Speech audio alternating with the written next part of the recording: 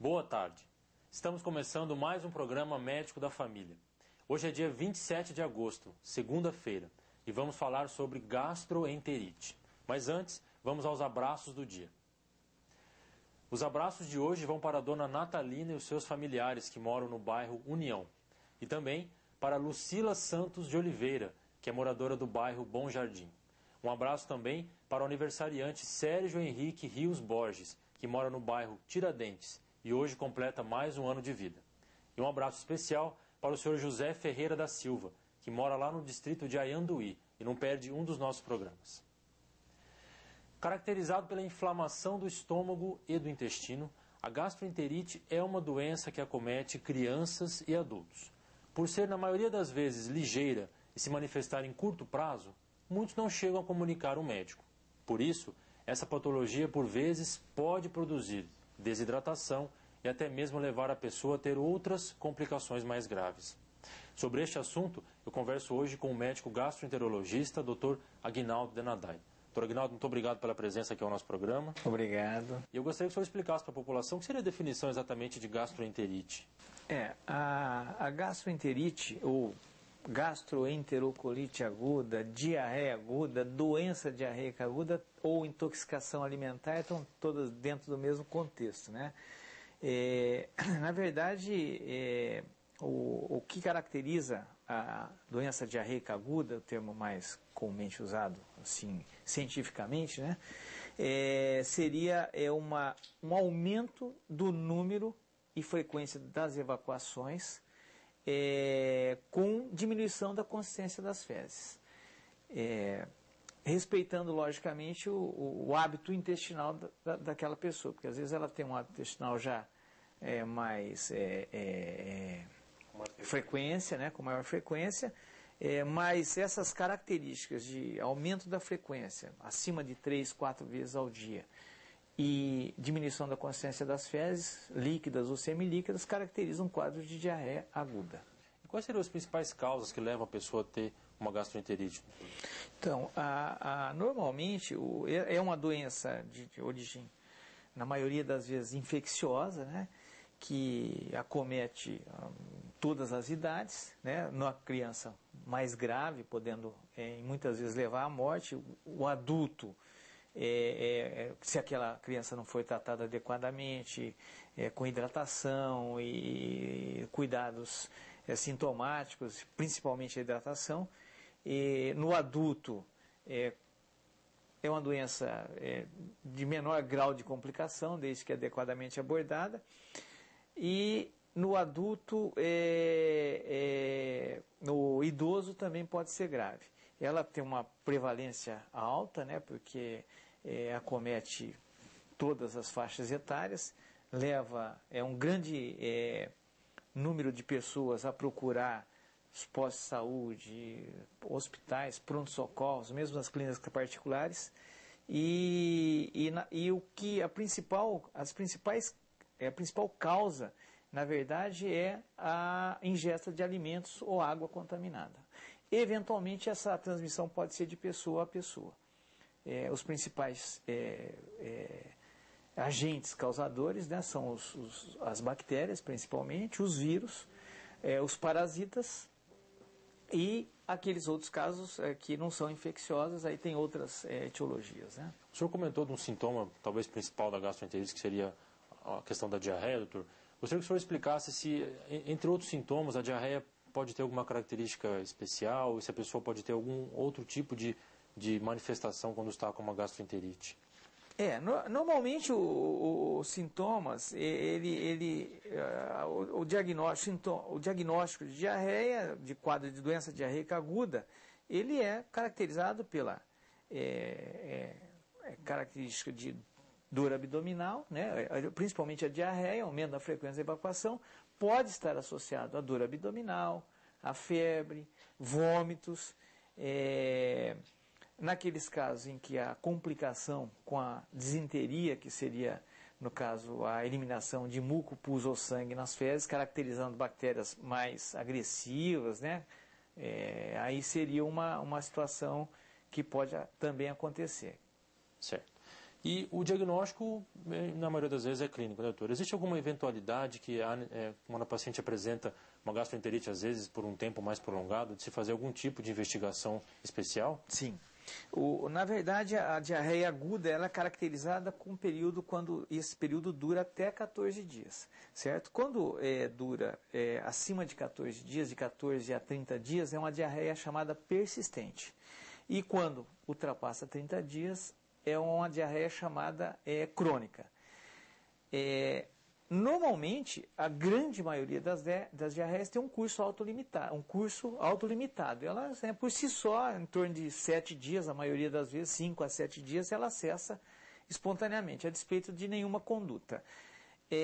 Agora, aqueles casos, normalmente a abordagem desses casos deve ser feita com hidratação, né, via oral, com soro, né, solução isotônica, que a gente chama, que é o soro da SEMI, o soro caseiro, né, pode ser feito. É feito medicamentos sintomáticos para o vômito, para a dor, né, e tem outras abordagens. E quando essa diarreia torna, respondendo a sua pergunta, crônica não, ou ela persistente, ela dura um pouco mais, às vezes é necessário você lançar a mão de fazer alguns exames, seja o próprio exame de pesquisa de parasitas das fezes, a pesquisa de leucócitos nas fezes, a cultura de fezes, para você, na verdade, diagnosticar o agente principal que está causando e fazer o tratamento adequado quando necessário, a instituição de antibiótico, né, porque aí eventualmente um quadro mais complicado. Eu gostaria de saber também, doutor, e quero que o senhor responda para mim essa pergunta logo após os nossos comerciais, se existe alguma diferença entre a diarreia causada por bactérias e causada por vírus. Voltamos já com essa resposta.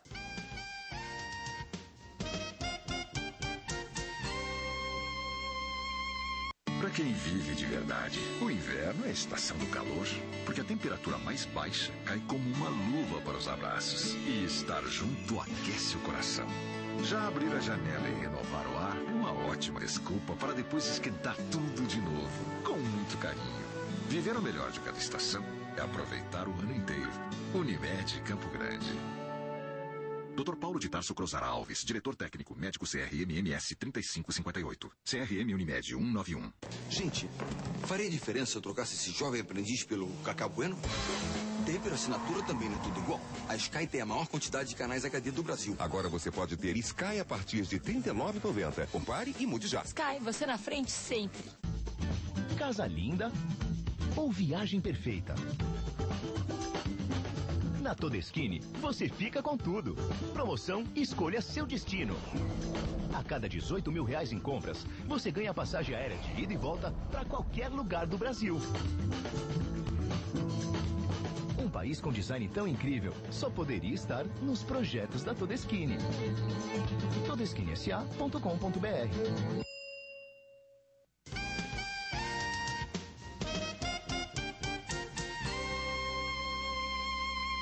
Estamos de volta com o programa Médico da Família. Hoje eu recebo aqui o Dr. Aguinaldo Denadai, que é médico gastroenterologista. Estamos conversando um pouco sobre gastroenterite. Dr. Aguinaldo, eu perguntei anteriormente, no bloco anterior, se há alguma diferença na manifestação clínica das diarreias causadas por bactérias e por vírus. Sim. De maneira geral, os sintomas são parecidos. A característica de alguns vírus, né, o rotavírus, adenovírus, astrovírus, que são causadores das gastroenterites, na verdade é que o curso é um pouco mais leve. Na verdade, o início desses quadros ele começa com desconforto, dor abdominal e vômitos, e após o primeiro, segundo dia que aparece o quadro de diarreia. Então, é uma característica principalmente do rotavírus, né, então, e tem um curso mais limitado. A viral ela tem um curso mais limitado, é um curso normalmente de 5 a 7 dias, e às vezes até menos um pouquinho, né, e acaba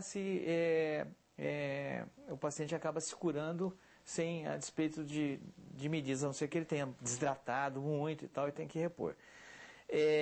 As infecções bacterianas, a maioria delas também se comportam com um curso leve de diarreia, um pouco de vômito, um desconforto, uma dor abdominal incólica, mas sem muita, por exemplo, sem muita complicação em relação ao quadro.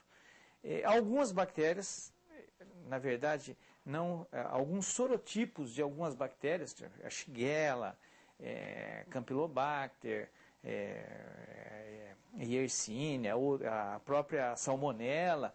Então, essas tem algumas que são, além de fazer um dano na mucosa, liberam toxina que faz com que haja uma alteração na absorção e provoque a diarreia em grande quantidade, mas algumas também fazem lesão, tipo uma ulceração na mucosa do intestino, e ocasionando quadros mais graves, com eliminação. Aí é a chamada síndrome disentérica. Ocorre eliminação de muco, pus e sangue nas fezes, e esse quadro normalmente é um quadro mais grave. Os pacientes estão com estado geral mais comprometido, mais desidratado, febre, sintomas de infecção, que taquicardia, acaba baixando a pressão por conta da infecção e da própria desidratação. E esses pacientes aí, a abordagem tem que ser uma abordagem um pouquinho mais, vamos dizer, medicamentosa, e de às vezes ter que hidratar endovenosamente, não consegue ingerir soro, E a gente sabe, doutor Aguinaldo, que muitas pessoas que acabam tendo diarreia, às vezes procuram atendimento numa farmácia, por exemplo, e vão lá e começam a tomar medicamentos que cortam a diarreia. Gostaria que o senhor comentasse um pouquinho quais são os danos que isso pode causar para a pessoa, as complicações. Sim. Isso é importante, na verdade, porque a questão é a seguinte, esses medicamentos que afetam a motilidade do tubo digestivo, que cortam, ou antissecretores, eles podem ser usados, mas em casos específicos, Então, são aquelas onde não tem uma infecção mais grave, certo? E porque, na verdade, não tem infecção, então o paciente pode diminuir a secreção e um pouquinho a motilidade do tubo digestivo. Então é importante que ele procure o médico, faça um diagnóstico correto para ver se essas medicações são adequadas nesse caso. A loperamida, a ressecadotril, lá, que é o Tiorfan, são medicamentos que você pode passar, mas são naqueles quadros em que não há necessidade do antibiótico, o paciente não é uma infecção grave e ele está perdendo muito líquido e tal, e trazendo desconforto, ele pode tomar, mas em certas circunstâncias bem delimitadas. Muitas pessoas acham que a gastroenterite ela pode ser uma doença transmissível, que a gente costuma ver surtos em colégios, nos domicílios. Gostaria que o senhor comentasse um pouquinho se todas as gastroenterites costumam ter esse curso, ou às vezes somente uma ou outra pessoa que vai estar mais sujeita a desenvolver a doença. Normalmente o veículo de contaminação normalmente são os alimentos e a água. Então,